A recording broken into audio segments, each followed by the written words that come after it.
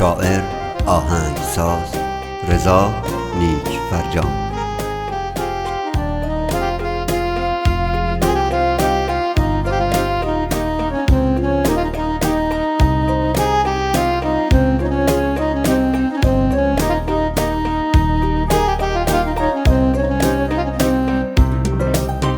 سلطان غم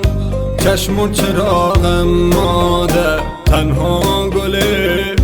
گلزار باغم مادر، بعد از خدا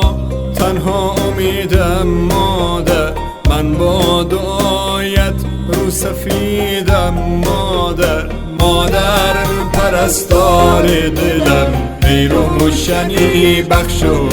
چراغ منزلم، مادر پرستار دلم، ای روشنی بخش و چراغ منزلم.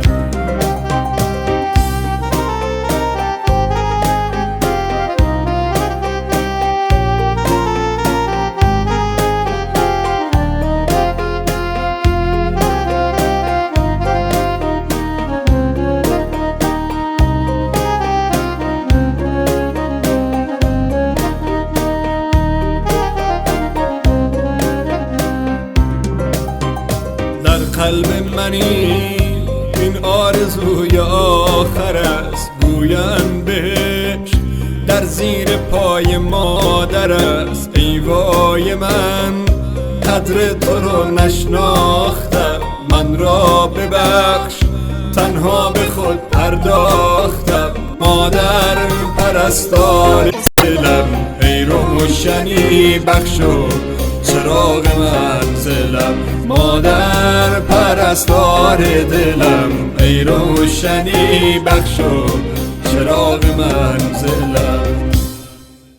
تو با بدیم ساختی و سوختی، تنها چراغ خانه را افروختی، هر جمعه ها چشمت به قاب جاده ها، شاید بیاید اما یجیب جاده ها، مادر پرستار دلم، ای روشنی بخش و چراغ منزلم، مادر پرستار دلم، ای روشنی بخش و چراغ منزلم. کسی که تا همیشه پای من سوخت، چراغ خانه سرد من افروخت، شبی که سر به بالین تبم من، شبی که سر به بالین تبم من، زمین و آسمان یک جا به هم دوخت، زمین و آسمان.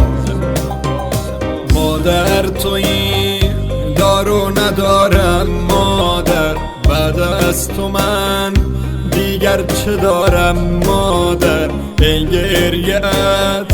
پشت و پناهم مادر، من با دعایت رو به راهم مادر، مادر پرستار دلم، ای روشنی بخش و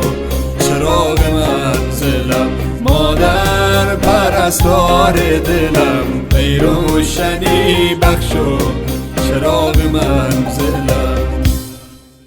سلطان غم چشم و چراغم مادر، تنها گلزار باغم